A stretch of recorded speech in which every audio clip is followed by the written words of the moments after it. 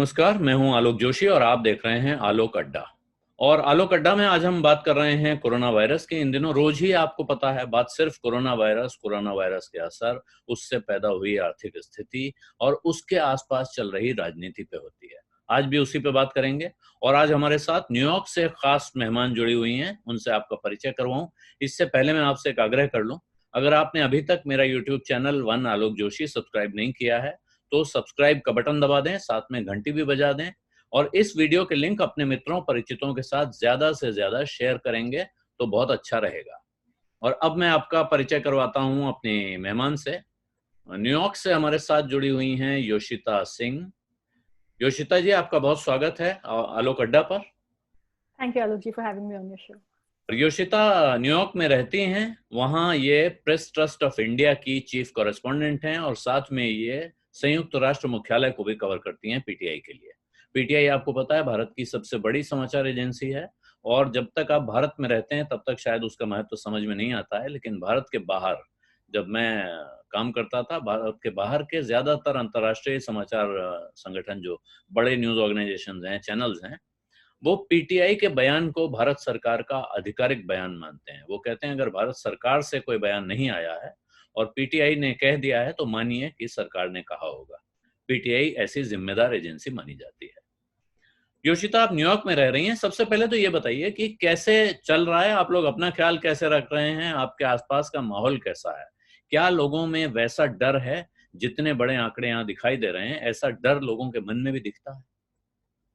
जी बिल्कुल, यहाँ लोगों में खैर ये जैसे पूरी दुनिया में है, कोविड-19 को लेके डर है, एंग्जाइटी है, स्ट्रेस है, क्योंकि इस जनरेशन ने ये ऐसी बड़ी समस्या नहीं देखी है और ये पहली बार हुआ है कि लोग अपने घरों में बंद हैं, स्कूल्स बंद हैं, लोग घरों से काम कर रहे हैं, उन्हें पता नहीं है कि कब वापस चीजें खुलेंगी, कब इकोनॉमी खुल सकती है, उसका इकोनॉमिक इम्पैक्ट क्या होगा। तो ये बिल्कुल जो एक अनसर्टेनिटी है कोविड-19 को लेके, लोगों में बहुत ज़्यादा इसको लेके परेशानियाँ हैं, दिक्कतें हैं, हो रही हैं। हम लोग भी अब लगभग 1 महीना हो गया है, अब घरों में ही हैं, घर से ही काम कर रहे हैं, बच्चों के स्कूल बंद हैं और सिर्फ़ ग्रोसरी लेने के लिए बाहर जाते हैं, उसमें भी सोशल डिस्टेंसिंग के कई नियम हैं जिनका पालन करना पड़ता है। न्यूयॉर्क में मास्क पहनना कंपल्सरी हो गया है, अगर आप अपने घर से बाहर निकल रहे हैं, आप बिना मास्क पहन के बाहर नहीं जा सकते हैं। यहाँ के गवर्नर ने ये भी अनाउंस किया है कि अगर लोगों को ऐसा दिखने में आता है कि वो सोशल डिस्टेंसिंग नहीं पालन कर रहे हैं तो उन पे $1000 का फाइन लगाया जाएगा। तो बहुत सख्ती हो रही है न्यूयॉर्क में इन्फेक्शन रेट को कम करने के लिए, क्योंकि न्यूयॉर्क एपिसेंटर है इस पैंडेमिक का यूएस में। यहाँ सबसे ज्यादा केसेस हैं और रोज 600 से लेके 500 लोगों की मृत्यु हो रही है न्यूयॉर्क में। तो एक बहुत ही कठिन समय है, लेकिन आई थिंक सोशल डिस्टेंसिंग और एक सख्ती के साथ अगर हर कोई इसका पालन करे तो आगे जाके चीजें थोड़ी इम्प्रूव हो सकती हैं। थोड़ी चीजें इंप्रूव हो सकती हैं, आप कह रही हैं, लेकिन अभी जो हालत है, और आपने जैसे बताया न्यूयॉर्क इसका एपिसेंटर हो गया है। चीन से ये एपिसेंटर हिला, पहले लगा ईरान जा रहा है, ईरान के बाद इटली पहुंच गया और उसके बाद ये न्यूयॉर्क पहुंच गया है। एक बात कुछ लोग कह रहे हैं कि शायद अमेरिका में जो इन्फेक्शन हुआ है उसमें ज्यादातर मामले, अब ये ताजा बातें आ रही हैं कि वो मामले चीन से सीधे वहां नहीं पहुंचे हैं, वो यूरोप के रास्ते पहुंचे हैं। ये इन्फेक्शन शायद यूरोप से चीन अमेरिका में गया है। क्या ये बात अमेरिका में उठ रही है? लोग पूछ रहे हैं सवाल कि जिस तरह भारत ने समय रहते अपनी सीमाएं बंद की, अपने यहाँ लॉकडाउन किया, वैसा अमेरिका ने क्यों नहीं किया? जी बिल्कुल, ये यहाँ पे भी स्टडीज आ रही हैं कि जो कोरोना वायरस का इन्फेक्शन है वो चाइना से नहीं, यूरोप से आया है। और जब चाइना में अराउंड दिसंबर जनवरी की बात करें, जब ये इन्फेक्शन फैल रहा था, तब भी यूएस में फ्लाइट्स आ रही थी, इंटरनेशनल फ्लाइट्स आ रही थी, डोमेस्टिक फ्लाइट्स चल रही थी। और आप यकीन नहीं करेंगे कि मार्च में, मिड मार्च में, जब यहाँ पे ये हुआ कि आप फ्लाइट्स कैंसिल कर रहे हैं और लोगों को चाइना से फ्लाइट्स कैंसिल हो रही हैं या स्टॉप हो रही हैं, तब तक 2 ढाई महीने का समय निकल गया था। और उस एक रिपोर्ट तो न्यूयॉर्क टाइम्स की ये भी थी कि वुहान से ही एक टाइम पे 4000 से 5000 लोग वुहान से डायरेक्ट यूएस में आए हैं। तो ऑब्वियसली ये इन्फेक्शन रेट इस इंटरनेशनल फ्लाइट्स से भी आया है। और अमेरिका ने अपने इंटरनेशनल बॉर्डर्स बहुत देर में बंद करे हैं, जैसे इंडिया ने जो लॉकडाउन किया था शुरू में ही किया है और शुरू में ही अपने बॉर्डर्स क्लोज कर दिए थे। अमेरिका ने ये नहीं किया था। अमेरिका ने अपने शुरुआती 2-3 बहुत ही क्रूशियल वीक्स हैं, वो उसमें इतनी सख्ती नहीं बरती गई थी, जिसकी वजह से आज ये हाल है कि अमेरिका में सबसे ज़्यादा कोरोना वायरस के केसेस हैं। और चाहे वो चीन से आए हों, चाहे यूरोप से आए हों, फिर अब कम्युनिटी स्प्रेड भी हो रहा था। अमेरिका में भी ऐसे बहुत केसेस पाए गए हैं कोरोना वायरस के, जो लोग ना ही उनकी इंटरनेशनल ट्रैवल हिस्ट्री है, ना ही वो किसी को जानते हैं जिनको कोरोना वायरस हुआ है। तो इसका मतलब कि अमेरिका में भी ये वायरस कई दिनों से पनप रहा था, और 1-2 हफ्तों बाद ही में जब ये पता चला कि यहाँ पे भी वायरस है, तब तक 1 से 100 लोगों को इन्फेक्शन हो चुका था। तो क्लियरली बहुत चीजें हैं जो ठीक नहीं हुई शुरुआती दिनों में, जिसका असर अब सबको दिख रहा है। लेकिन अब इस वक्त हालत इतनी खराब है, अभी भी जो आंकड़े हैं तो बहुत डरावने हैं। इसके बावजूद अमेरिका में आवाज इस बात की उठने लगी है कि दोबारा खोला जाए, लॉकडाउन खत्म किया जाए और बाकी दुनिया की छोड़ दें। खुद राष्ट्रपति ट्रंप ऐसा लगता है कि उन लोगों की अगुवाई कर रहे हैं जो चाहते हैं कि जल्दी से जल्दी लॉकडाउन खत्म हो जाए, और वो लोगों को उकसा रहे हैं कि भाई अपनी आजादी मांगो। जी बिल्कुल, हम लोगों ने उनकी ट्वीट्स भी देखी हैं, जब उन्होंने लिखा है कि लिबरेट स्टेट्स को बोला है। और तो ये ऑब्वियसली इंसाइटिंग ट्वीट्स हैं, और इस वक्त इस तरीके की भाषण की या इस तरीके का एक ओपिनियन की बिल्कुल जरूरत नहीं है। अमेरिका में बहुत केसेस हैं, और इकोनॉमी खोलने की भी बात हो रही है, लेकिन इकोनॉमी एक फेज तरीके से खोलना बहुत जरूरी है, क्योंकि अगर आपने तुरंत इकोनॉमी खोल दी, तुरंत जितने लोग घरों में हैं वो वापस अपने काम पे चले गए, बच्चे स्कूल चले गए, तो जो इन्फेक्शन रेट अब थोड़ा ऐसा लग रहा है कि अमेरिका में कम हो रहा है, वो फिर से बढ़ सकता है, जो कि हम लोगों ने दूसरी कंट्रीज में भी देखा है जिन्होंने अपनी इकोनॉमी थोड़ी जल्दी खोली है। अब उनमें एक सेकेंड वेव ऑफ इन्फेक्शन आ रहा है। तो प्रेसिडेंट ट्रम्प का ये कहना कि इकोनॉमी तुरंत खुलनी चाहिए ताकि कम से कम जॉब लॉसेस हो, कम उसका इकोनॉमिक इम्पैक्ट हो, वो अपनी तरफ से सही है, क्योंकि कोई नहीं चाहता है, कोई कंट्री नहीं चाहती कि वो इकोनॉमी पूरी तरीके से बंद करे, महीनों महीनों तक इकोनॉमिक एक्टिविटी बंद रहे। लेकिन ये एक बहुत ही डिफरेंट सर्कमस्टांसेस हैं। कोरोना वायरस का जो इम्पैक्ट है वो अभी भी कम नहीं हुआ है। केसेस दिन ब दिन बढ़ते ही जा रहे हैं। न्यूयॉर्क में अकेले 2000 से ज्यादा लोग एक एक दिन में हॉस्पिटल्स में आ रहे हैं। तो ऐसे सिचुएशन में अगर आप इकोनॉमी खोल देते हैं बिना किसी डिसीजन, बिना किसी प्रॉपर प्लानिंग के, तो ये इन्फेक्शन रेट घटाएगा नहीं, ये आगे बढ़ाएगा ही बढ़ाएगा। और जहां अगर आप एक तरफ इकोनॉमी खोल रहे हैं, तो फिर आपको एक हेल्थ उसका कॉस्ट भी देना पड़ेगा। तो एक तरह से वो अपने पैरों पे कुल्हाड़ी मारने वाली बात हो सकती है बिल्कुल कि आज बिल्कुल लगे कि हम आसान कर रहे हैं जिंदगी, और उस चक्कर में बहुत से लोगों की जी जिंदगी चली जाए। बिल्कुल बिल्कुल एक जो जो शंका है, जो बात हो रही है कि लोगों के एम्प्लॉयमेंट की, रोजगार की, जो आंकड़ा आया है अभी कि 2.6 million, sorry 26 million, 2 crore 60 lakh लोगों ने रोजगार, बेरोजगारी भत्ते के लिए एप्लीकेशन लगाई है, जो जी अमेरिका की वर्किंग पॉपुलेशन का करीब 25% है। तो जी ये आंकड़ा थोड़ा चिंताजनक हो रहा है, क्योंकि 1930 की जो ग्रेट डिप्रेशन जिसे कहते हैं, उसमें 25% लोग लगभग बेरोजगार हुए थे, और वो हुए थे 2 साल के लंबे कष्ट के बाद। यहाँ तो जी महीने 2 महीने के बाद ही ये हाल हो रहा है। जी इसमें एक बात जो आपसे समझना चाहता हूँ, आपको वहाँ लोग मिलते होंगे, जो भारतीय लोग वहाँ हैं, जो वीजा पे, वर्किंग वीजा पे हैं, कुछ लोग तो ग्रीन कार्ड या सिटीजन जी हो गए, वो तो हैं, लेकिन जो लोग वर्क वीजा पे गए हुए हैं, उनको तो अपने रोजगार की, नौकरी की और वहाँ रहने की चिंता बहुत ज्यादा हो रही होगी। बिल्कुल बिल्कुल, आपने सही कहा कि अभी 1 महीना ही हुआ है जब अमेरिका में ये लॉकडाउन एक तरीके से जो इम्प्लीमेंट किया गया है, और उसमें 22 मिलियन लोगों ने, 20 मिलियन से ज्यादा लोगों ने अनएम्प्लॉयमेंट क्लेम्स किए हैं। तो ये तो सिचुएशन आगे बढ़ेगी ही, और यहाँ सब कह रहे हैं कि जो यहाँ पे रिसेशन आएगा वो ग्रेट डिप्रेशन से भी ज्यादा होगा, और वो एक अलग ही मतलब एक बहुत ही घबरा देने वाला और दिल दहला देने वाली सिचुएशन है, जिसका सामना अब लोग करेंगे ही। और जो आपने इंडियंस की बात करी है वो बिल्कुल सही है कि बहुत सारे इंडियंस यहाँ पे H1B वीजास पे हैं। वैसे ही इमिग्रेशन को लेके ट्रम्प एडमिनिस्ट्रेशन बहुत सख्त हो गया था। ग्रीन कार्ड्स की जो वेट लिस्ट है वो तो हम सब जानते हैं, मतलब स्टडीज हैं जो कहती हैं कि 100 से 150 साल तक लग जाएगा लोगों को ग्रीन कार्ड लेने में। उसमें अगर ऐसी सिचुएशन आती है कि H1B वीजास जो हैं, और आगे जाके इकोनॉमिक इम्पैक्ट तो होगा ही, लोगों की नौकरियां भी जाएंगी, ले ऑफ्स होंगे, पे कट्स होंगे, तो ये तो एक गिवन है, इसमें कोई रॉकेट साइंस नहीं है, ये तो इम्पैक्ट आने ही वाला है।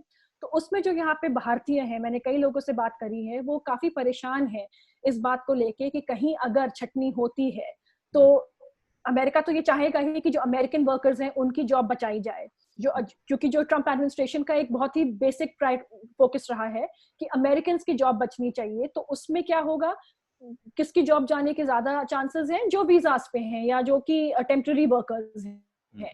और भारतीयों की यहाँ बहुत ज्यादा तादाद है। लेकिन जैसे और भी परेशानी ये आ रही है कि लोगों ने, जैसे भारतीय जो नागरिक हैं जो यहाँ काम करते हैं लेकिन वीजास पे हैं, बहुत लोगों ने घर लिए हैं, उनके बच्चे यहाँ पैदा हुए हैं, बच्चे यहाँ स्कूल जाते हैं, कॉलेज जाते हैं। तो ऐसे में अगर नौकरी जाती है H1B वीजास की, तो उनके सामने ये बहुत कठिनाई आ सकती है कि वो वापस इंडिया जाएं या किसी और देश जाएं। और यहाँ के जो रूल्स हैं कि अगर H1 वीजा होल्डर की नौकरी जाती है तो उसके पास 60 दिन होते हैं दूसरी नौकरी ढूंढने के लिए, और वो वीजा ट्रांसफर हो जाए और ताकि वो अपने यूएस में ही रहे। और कई लेकिन लोग 60 दिन के अंदर उसे उसी तरह की करीब करीब नौकरी चाहिए होगी, क्योंकि सेम काइंड ऑफ वीजा तो उसी जी इंडस्ट्री में मिलेगा। और ये जी मार्ग जी तो चारों बिल्कुल तरफ लगभग बराबर से है, तो कहीं ऐसा तो है नहीं कि एक जगह से जाएगी तो दूसरी जगह नौकरी जी तैयार रखी है। बिल्कुल। और अभी जो इकोनॉमिक इम्पैक्ट होने वाला है उसमें तो वैसे ही नौकरियां नहीं होंगी, तो किसी की अगर नौकरी जाती है उसको विद इन 60 डेज, मतलब 2 महीने में दूसरी नौकरी मिलना, वीजा प्रोसेस हो जाना, काफी पेपर वर्क होता है, वो सब क्लियर हो जाना। तो ये बहुत ही, तो काफी H1B वीजाज वाले कह रहे हैं कि ये 60 से लेके 180 डेज तक एक्सटेंड कर देनी चाहिए ये जो टाइम लिमिट है, ताकि उनके पास और समय हो नौकरी ढूंढने का। लेकिन मतलब उस वक्त जब इकोनॉमिक इम्पैक्ट ऐसा लेकिन होगा मैं कि एक चीज पूछ लूँ योशिता, जी सफाई के लिए, ये जैसे जी मान लीजिए 60 दिन उनके पास होता है, हम्म इस 60 दिन में क्या उनको भी वहाँ वो अनएम्प्लॉयमेंट अलाउंस या बेरोजगारी भत्ता मिलता है जो वीजा वाले लोग हैं, जैसे वहाँ के लोगों को मिलता है, या ये कोई दूसरी कैटेगरी है जिनको कोई अलाउंस नहीं मिलेगा? नहीं, क्योंकि ये आपने बहुत एक बहुत ही ज्यादा इम्पोर्टेंट एस्पेक्ट उठाया है कि जो यहाँ पे अभी जो बेरोजगारी जो भत्ता मिल रहा है वो अमेरिकन के लिए है, वो वीजा होल्डर्स के लिए नहीं है, और वो कुछ क्लैरिटी भी नहीं है कि कौन इसमें अप्लाई कर सकता है। तो वीजा होल्डर्स, तो जहां तक मैं जानती हूँ H1B वीजा होल्डर्स, उनको ये अनएम्प्लॉयमेंट बेनिफिट नहीं मिलता है। ये ज्यादातर अमेरिकन के लिए ही है, और वो उसमें भी बहुत कैटेगरीज हैं, बहुत स्ट्रिंजेंट रूल्स हैं कि कौन इसके लिए अप्लाई कर सकता है। इनफैक्ट कई अमेरिकन को आज तक अभी वो चेक नहीं मिला है जो प्रॉमिस किया गया है। तो सिचुएशन आगे जाके जो इंडियंस हैं स्पेशली, मतलब उनके लिए बहुत ही ज्यादा, कि अगर वीजा, जैसे कि मैंने बोला, उनकी वीजा पे उनकी नौकरी जाती है तो क्या वो वापस वो देश छोड़ के वापस जाएं। और मैंने बोला, जैसे मैंने बताया कि लोगों ने यहाँ घर खरीदे हैं, तो एक वो लाइबिलिटी है, उनके बच्चे यहाँ पढ़ रहे हैं, उनको अप्रूव करके एक और देश में ले जाना, चाहे वो भारत हो या कहीं और वो जाएं।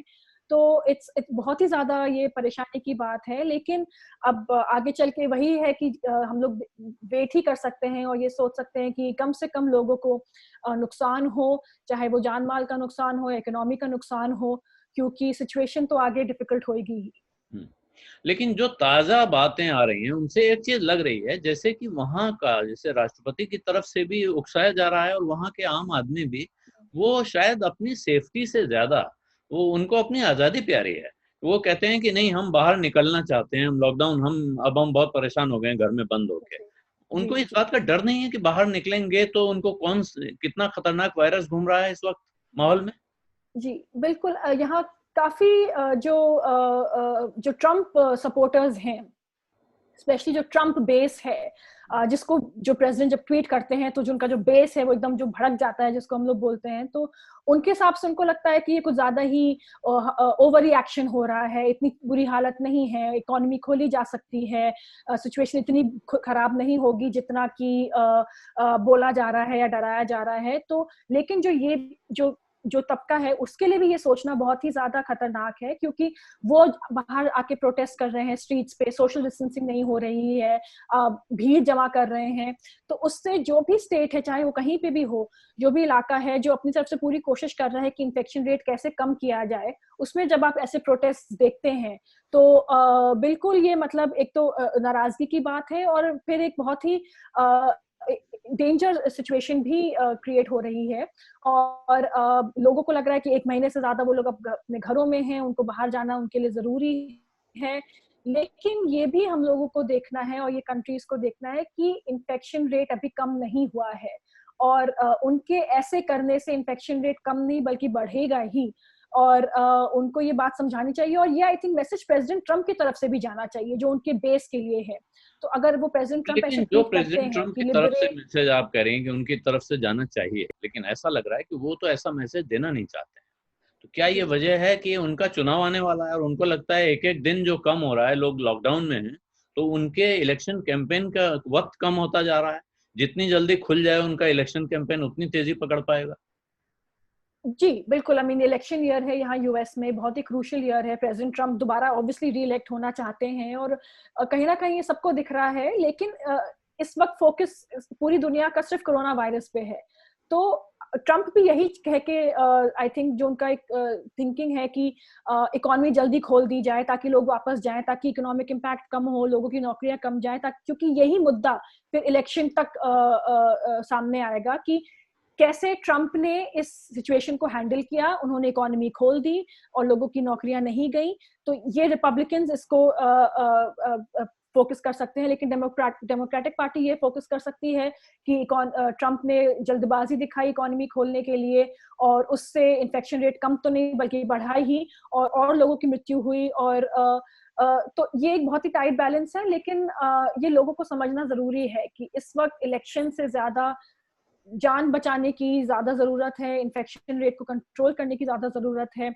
और जो लोग बाहर घूमने जाना चाह रहे हैं या जो लॉकडाउन के अगेंस्ट प्रोटेस्ट कर रहे हैं, तो उनके 2-3 दिनों या 2-3 हफ्तों की गलती की वजह से यूएस को बहुत बड़ा एक उसका एक कॉस्ट देनी हमें जो पड़ेगी। भुगतना पड़ सकता है।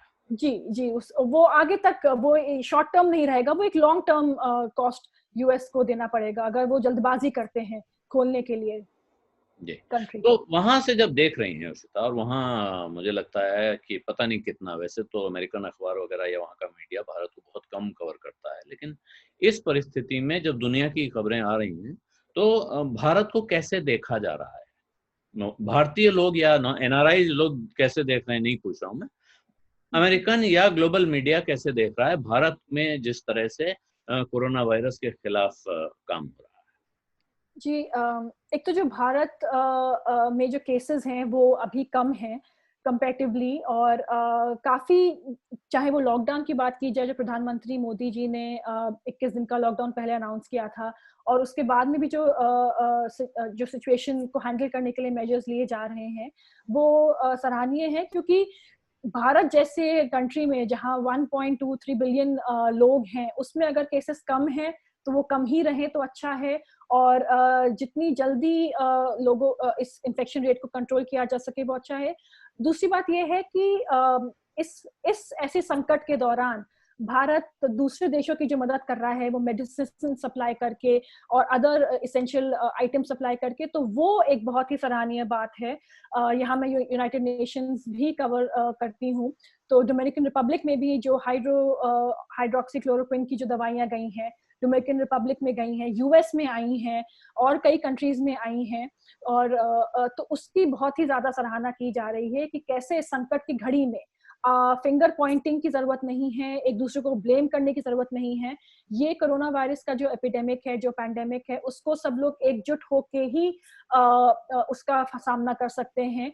कोई भी राष्ट्र इससे अलग रह के इसका सामना नहीं कर सकता है। जैसे कि हम बोलते हैं कि वायरस बॉर्डर्स नहीं जानता है, वो चाइना से अब पूरी दुनिया में फैल गया है, तो वैसे ही जो मदद है वो भी बॉर्डर्स नहीं जानती है, और ये भारत दिखा रहा है, चाहे वो मेडिसिन की सप्लाई ये है। बात आपने सही कही कि वायरस को तो सीमाएं पता नहीं है, उसी तरह मदद को भी सीमाएं पता नहीं होनी चाहिए। लेकिन जी अमेरिका को लेकर एक सवाल भारत में भी उठा, बड़े पैमाने पर उठा, जो हाइड्रोक्सीक्लोरोक्विन की सप्लाई का सवाल है। उसमें ये सवाल यहाँ उठा कि साहब, ट्रम्प साहब ने धमका दिया भारत को और कहा कि ये नहीं देंगे तो रिटेलिएशन होगा। ये उसके बाद दे दिया, चलो कोई नहीं। बहुत लोगों ने कहा कि ठीक बात है, हमारे पास है, हम दे सकते हैं, तो हमें दे देना चाहिए। और यहाँ की फार्मा लॉबी ने भी कहा कि हमारे पास पर्याप्त कैपेसिटी है, हम दे सकते हैं। लेकिन अमेरिका पर एक इल्जाम बार बार लग रहा है कि वो अलग अलग जगह से कहीं को जाता हुआ कंसाइनमेंट, खास तौर पे पीपीई जिसे बोलते हैं, पर्सनल प्रोटेक्टिव इक्विपमेंट, उसमें वेंटिलेटर भी हैं, मास्क भी हैं, इस तरह की सारी चीजें वो उठा के ले जा रहा है, कभी कहीं से कभी कहीं से। जर्मनी के लिए जा रहा था, उसको जहाज को बीच में से अपनी तरफ घुमा लिया, भारत में तमिलनाडु एक कंसाइनमेंट आ रहा था, वो अमेरिका चला गया। यहाँ लोग कह रहे हैं कि समुद्री लुटेरे की तरह, पायरेट की तरह बिहेवियर हो रहा है। ये क्या अमेरिका में भी ऐसे देखा जा रहा है कि अमेरिकी सरकार इस तरह के काम कर रही है जो पूरी दुनिया में फिर अमेरिका की इमेज को खराब करने के लिए जिम्मेदार माने जा सकते हैं? जी, बिल्कुल ये खबरें मैंने भी देखी थी कि कंसाइनमेंट्स जो किसी और देश के लिए जा रहे हैं वो अमेरिका तक को रीडायरेक्ट करा जा रहा है। यहाँ पे एज सच अमेरिकन मीडिया ने इसको अभी इतना ज़्यादा उस पे फोकस नहीं किया है, और उनका फोकस ये है कि इस संकट में, इस वक्त जो ऐसा संकट आया है उसमें अमेरिकन लीडरशिप की जो कमी दिख रही है उसका ज्यादा फोकस है कि अमेरिका में मेडिकल इंफ्रास्ट्रक्चर बेस्ट रहा है वर्ल्ड में अब तक। लोग यहाँ आते हैं अपनी बीमारियां ठीक करने और ठीक होके भी वापस जाते हैं, लेकिन ऐसे टाइम पे जब जो आपने बोला कि वेंटिलेटर्स और पीपीई की कमी है और अमेरिका दूसरे देशों से ये सब मदद मांग रहा है, तो अमेरिका जैसे सुपर पावर के पास वेंटिलेटर्स की कमी होना, मास्क की कमी होना, प्रोटेक्टिव गियर की कमी होना, ये एक बहुत ही क्रूशियल क्वेश्चन उठाता है अमेरिकन लीडरशिप पे, कि वो क्यों नहीं तैयार था। जब शुरू में जब ये केसेस बाहर आ रहे थे कोरोना वायरस के, अमेरिका के पास बहुत समय था, वो अपने लिए ये जो उसका जो ये स्टॉक पाइल है वो तैयार करके रखता, ताकि जैसे ही केसेस बढ़ते उनके पास ये सब तैयार रहती चीजें। लेकिन अमेरिका ने काफी शुरुआती दिनों में जो दिन खोए हैं, अब उसका नतीजा ये है कि सेंट्रल पार्क में एक टेम्पररी हॉस्पिटल बनाया जा रहा है, यहाँ पे कन्वेंशन सेंटर है, वहां पे एक टेम्पररी हॉस्पिटल बनाया जा रहा है, एक यूएस शिप आ रही है जो न्यूयॉर्क के साथ के पास में डॉक हुई है, वो एक हॉस्पिटल है। लोग वेंटिलेटर्स को, एक वेंटिलेटर से 4 लोगों को ट्रीट किया जा रहा है।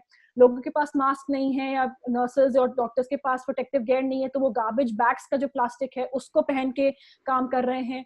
तो एक तो जो जैसे सिचुएशन हैंडल हुई अमेरिका में वो काफी मतलब इट्स अ क्वेश्चनेबल सिचुएशन, और ऑल्सो कि अमेरिका तैयार ही नहीं था, इतना बड़ा देश वो तैयार नहीं था, उसके पास बेसिक इंफ्रास्ट्रक्चर मेडिकल का नहीं था। तो ये भी इस पे कई सवाल उठ रहे हैं, और ये असेस होना चाहिए इस बात को लेके आगे जाके कि कैसे भगवान ना करे आगे अगर फिर से कोई ये एपिडेमिक होए या ये पैंडेमिक होए, तो क्या अमेरिका अपनी इन गलतियों से सीख लेगा और आगे जाके इंश्योर करेगा कि इतना बुरा हाल ना हो कि लोगों में, जैसे कि हम लोगों ने इटली में देखा था कि डॉक्टर्स को ये डिसाइड करना पड़ा था कि वो किसको वेंटिलेटर दें और किसको वेंटिलेटर ना दें। जो बुजुर्ग हैं, जो जिनके बुजुर्गों को उन्होंने छोड़ दिया कि हम अब जी आपको नहीं बचा जी सकते हैं, तो हम जी तो उसको बचाएंगे जिसकी जी ज्यादा कीमती है। जी। जी तो एक तो सवाल और है इसके साथ जुड़ा हुआ, क्योंकि आप यूनाइटेड नेशंस भी कवर करती हैं।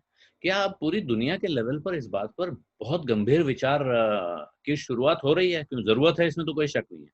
क्या नेताओं के बीच में इस बात पे विचार हो रहा है, शुरू हो रहा है ये सोचना कि अभी तक जो हथियारों पर, बॉर्डर मैनेजमेंट पर और अपने अपने हथियारों के भंडार बढ़ाने पे जो जोर था, और उसी के मैनेजमेंट पे, यूनाइटेड नेशंस में यूनाइटेड नेशंस है, सिक्योरिटी काउंसिल है, ये सब है, लेकिन अभी तक हमने दुनिया में डब्ल्यूएचओ बना हुआ है, लेकिन पूरी दुनिया में कोई ऐसी महामारी फैल जाए तो उससे निपटने का कोई अंतर्राष्ट्रीय कन्वेंशन नहीं है, कोई ऐसी संधि नहीं है। ऐसी मुसीबत के समय दुनिया कैसे रिएक्ट करेगी, इसके नियम कानून नहीं बने हैं।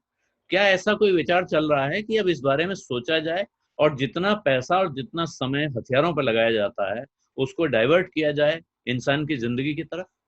जी, बिल्कुल, ये आपने बहुत ही ज़्यादा वैलिड पॉइंट उठाया है कि जितना पैसा न्यूक्लियर स्टॉकपाइल को और वेपन्स को इकट्ठा करने में यूज़ किया है, उतना हेल्थ केयर इंफ्रास्ट्रक्चर पे नहीं दिया है।